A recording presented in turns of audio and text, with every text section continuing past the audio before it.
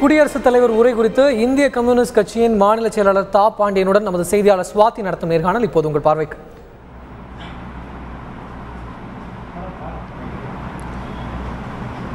ஜனாதிபதி பிரணாப் முகர்ஜி அவர்கள் இன்று நாடாளுமன்றத்தில் உரையாற்றியிருந்தார். அந்த உரை குறித்த முக்கிய அம்சங்கள் குறித்து கம்யூனிஸ்ட் கட்சியின் பொதுச் செயலாளர் தா பாண்டியன் அவர்களிடம் கூடுதல் தகவல்களை கேட்போம். ஐயா, இந்த உரையிலன்னு பார்த்தீங்கன்னா தீவிரவாதத்திற்கு எதிரான நடவடிக்கை, கருப்பு பண விவகாரம், ஊழல், இது போன்ற விவகாரங்கள்ல மத்திய அரசோட இந்த உரையில இடம்பெற்ற அம்சங்கள் நீங்க எப்படி பாக்குறீங்க ஐயா? குடியரசுத் தலைவருடைய உரையில் 2-3 முக்கியமான விஷயங்களை இப்பொழுது அமைந்துள்ள அரசு முழு கவனத்தோடு கவனிக்கும் என்று கூறியிருக்கிறார்கள். பயங்கரவாதத்தை ஒடுக்க வேண்டும், அதிலே மாநில அரசும் மத்திய அரசும் இணைந்து செயல்பட வேண்டும் என வேண்டியிருப்பது மிகச் சரியான ஒரு பார்வை. சட்டம் ஒழுங்கு இவற்றையெல்லாம் மாநில அரசுகள் அதிகாரத்தில் இருந்தாலும் பயங்கரவாதம் என்பது ஒரு தனி தன்மை உடையது. அது வழக்கமான குற்றவியல் சட்டப்படி தண்டிக்கக்கூடியதோ பிடிக்கக்கூடியதாகவோ இல்லை. அதீத தொழில்நுட்ப அறிவோடு நவீன விஞ்ஞான கருவிகள் கொடுத்த சக்திகளோடு மிக பயிற்சி பெற்றவர்கள் இந்த பயங்கரவாதத்திலே ஈடுபடுகிறார். இப்பொழுது இதை ஊடகங்களில் குறிப்பிடுகிற பொழுது தீவிரவாதம் என்ற சொல்லை பயன்படுத்துகிறார்கள். அதனை கைவிட வேண்டும். இது பயங்கரவாதம். டெரரிசம் என்பது பயங்கரவாதம். தீவிரவாதம் என்பது ஆன்மீகத்திலும் இருக்கலாம், மொழிப்பற்றில் இருக்கலாம், தேசபக்தியில் இருக்கலாம், படிப்பில் இருக்கலாம். அதிலே தீவிரம் காட்டுவது. இது தீவிரவாதம் அல்ல. கண்ணற்ற மனிதகுலத்திற்கு எதிரான கொடுங்கோலர்கள், கொலையிற் கொடியார் என்றால் இந்த பயங்கரவாதிகள் தான். நீங்கள் நன்றாக கவனித்தால் உலகம் முழுமையிலும் இந்த பயங்கரவாதிகள் என்னையோ கோரிக்கை சொல்லுவார்கள். மதத்தின் அடிப்படையை காப்பாற்றப் போகிறோம், புனிதத்தை காப்பாற்றப் போகிறோம் சொல்லிக்கொள்ளலாம். ஆனால் தொழுகை நிலையங்களிலே தான் குண்டுகளையே போடுவார். அதுவும் அவர்கள் மதத்தை சார்ந்த சில பிரிவுகள் இருக்கும். ஒவ்வொரு மதத்திலும் பல உட்பிரிவுகள் உண்டு. ஒரு உட்பிரிவின் சார்பில் அடுத்த பிரிவின் தொழுகை நடத்துகிற போது, அதுவும் தொழுகை நடத்துகிற இடத்தில் இதை புனிதம் என்று கூறுகிறவர்கள் குண்டு கூசாமல் எரிகிறார். இது உலகம் முழுமையிலும் நடைபெறுகிறது. இந்த பயங்கரவாதிகள் அழித்துவிட்டு அந்த இடத்தில் எதை படைக்க விரும்புகிறார்கள் நீங்கள் எதிர்பார்த்தால், கொல்வதை தவிர அடுத்து என்ன செய்வது என்ற குறிக்கோளோ திட்டமோ அவரிடம் கிடையாது. அவ்வாறு கொல்லுகிற பொழுதும் இவர்களுக்கு பயங்கரமாக இவர்கள் எதிர்ப்பவர்கள் ஒரு ஆட்சியாளரை எதிர்க்கிறோம், இராணுவ தளபதி எதிர்க்கிறோம், காவல்துறையின் தலைவராக இருப்பவன் கொடுங்கோன்மை செய்கிறான், எனவே அவனை எதிர்க்கிறேன் என்றால் அவனை மட்டும் குறிபார்த்து இவர்கள் தாக்குவார்களா என்று பார்த்தால், சந்தையிலே மக்கள் கூடுகிற போது, ஏதாவது திருவிழா நடக்கிற போது, ரயில் பயணிகள் போகிற போது இங்குதான் அந்த குண்டுகளை போடுகிறார். அதாவது நிரபராதி மக்கள் மீது தான் இவர்களது தாக்குதல் நடக்கிறது. அவர்களை எதிர்க்கிற கட்சியினரை தாக்குகிறார்களா என்று பார்த்தால் அதுவும் இல்லை.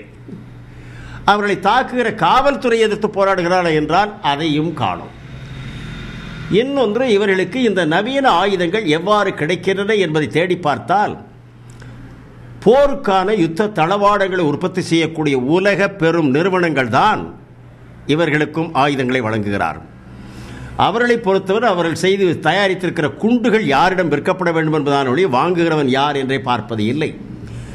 எனவே இந்த போருக்காக அரசுகளுக்கு யார் இந்த கருவிகளை செய்து தருகிறார், அவர்களே தான் முதலில் இவர்களுக்கு வழங்குகிறார். இவர்கள் அந்த ஆயுதத்தை பயன்படுத்திவிட்டால் அரசு கட்டாயம் இதை ஒடுக்குவதற்காக வாங்க வேண்டிய நிர்பந்தத்திற்கு ஆளாம். ஆகவே வியாபாரத்தின் தொழில். எனவே இப்பொழுது மத்திய அரசு இந்த இராணுவ தளவாட உற்பத்தியாளர்களையும் கவனிக்க வேண்டும். ஏனென்றால் அதுதான் உலகத்தோடு தொடர்புள்ளது. அவர்களோடு உறவு கொள்கிற போதும் அவரிடம் சரக்குகளை வாங்குகிற போதும் மிகுந்த எச்சரிக்கையோடு இருக்க வேண்டும். ஏனென்றால் அவர்கள்தான் இந்த பயங்கரவாதிகளுக்கு ஆயுதங்களை கொடுத்து உதவுகிறவர்கள். எனவே பயங்கரவாதத்தை பொறுத்தவரையில் ஆளுகிற கட்சியா, எதிர்கட்சியா, அது மத கட்சியா, ஜாதி கட்சியா, சமதர்ம கட்சியா என்ற வேறுபாடே அல்ல. அனைத்து கட்சிகளும், சகல மதத்தினரும், சகல ஜாதியினரும் சேர்ந்து எதிர்க்க வேண்டியது பயங்கரவாதம். ஏனென்றால் பயங்கரவாதம் என்பது மனிதகுல நாகரிகத்துக்கே எதிரான பொது எதிரி. எனவே அதை ஒடுக்க வேண்டும் என இந்த அரசு அறிவித்திருப்பதை நான் மனமாற ஏற்றுக்கொள்கிறேன். அது காலத்தின் கட்டாயம். முந்தைய அரசும் அதை அறிவித்தது. அவர்களும் சில காரியங்களை செய்தார்கள். ஆனால் கடைசியில் சத்தீஸ்கரில் ஒரு கூட்டம் நடத்தியதிலேயே மிக முக்கியமாக ஒரு 20-30 பேர் ஆளுகிற கட்சியினரை கொல்லப்பட்டார். இவைகளை எல்லாம் ஏதோ ஒரு குழு செய்கிறது என்று பார்க்காமல் பயங்கரவாதம் என்ற ஒரு பொது தலைப்பின் கீழ் இது எங்கும் நிகழ்விடாமல் தடுக்க வேண்டும் என்பதில் அரசுகளோடு எல்லா அரசியல் கட்சியினரும் பொதுமக்களும் கூட இதை பொறுத்தவரையில் ஒத்துழைக்க வேண்டும். ஐயா, அடுத்து பார்த்தீங்கன்னா தமிழர்களோட நலனுக்காக இந்த உரையில எந்த அம்சங்களுமே இல்லை அப்படிங்கிற குற்றச்சாட்டும் எழுந்திருக்கு. குறிப்பா இலங்கை தமிழர்கள் விவகாரமா இருக்கட்டும், சேது சமுத்திர திட்டமா இருக்கட்டும், அதே மாதிரி மீனவர்களோட நடத்தப்படுற இலங்கை தாக்குதல், ஸோ இதுலலாம் இந்த உரை இடம்பெறல அப்படிங்கிற மாதிரி ஒரு ஏமாற்றமும் தமிழர்கள் மத்தியில். மிகச் சரியாக கேட்டீர்கள்.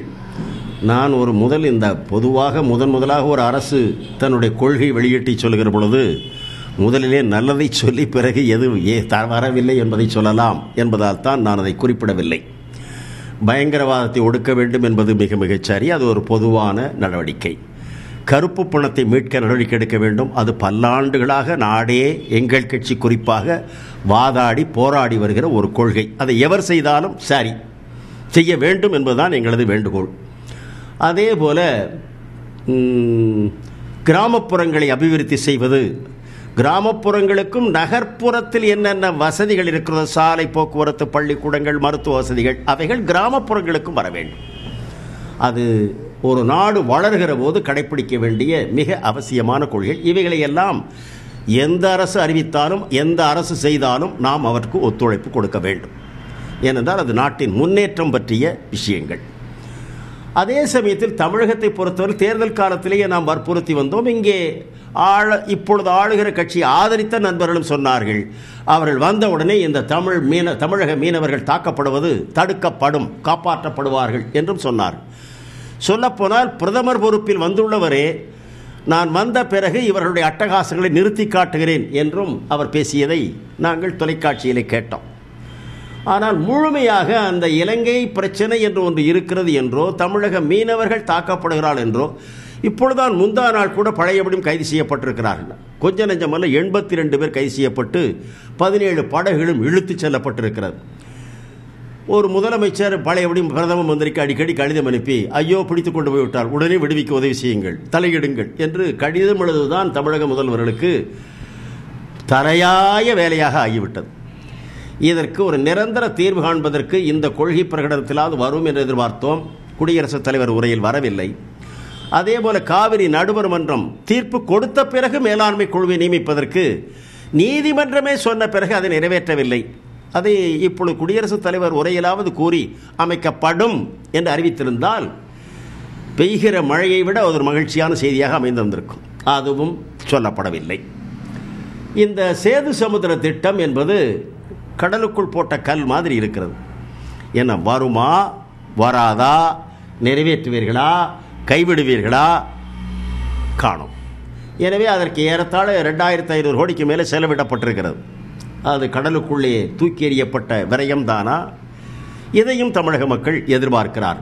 அது நிறைவேற்றப்பட வேண்டும் என்பது எங்களது கட்சியின் வேண்டுகோள். ஏனென்றால் தமிழகத்தின் பொருளாதாரத்தை மேம்படுத்த அது ஒரு விஞ்ஞான ரீதியில் சிந்தித்து முடிவெடுக்கப்பட்ட திட்டம். எனவே அதை மத கருத்துக்களை எல்லாம் சொல்லி குழப்பக்கூடாது. எனவே அது பற்றியும் அவர்கள் தெளிவாக தெரிவிக்க வேண்டும். இந்த காவிரி நதிநீர், முல்லை பெரியார் போன்ற விஷயங்களிலும் அவர்கள் தெரிவித்திருக்க வேண்டும். இலங்கை தமிழர்கள் பிரச்சனையில் மிக மிக அவசியமாக அவசரமாக முடிவெடுத்து தெரிவிக்க வேண்டும். அதற்கு பதிலாக அவர் அணுகிற முறை ஆதிக்க சக்திகளை கொலை குற்றம் சாட்டப்பட்டுள்ளவரை மேலும் அகங்காரம் கொள்ள வைக்கக்கூடிய கொள்கையாக, நடவடிக்கையாக இருந்துவிடக்கூடாது.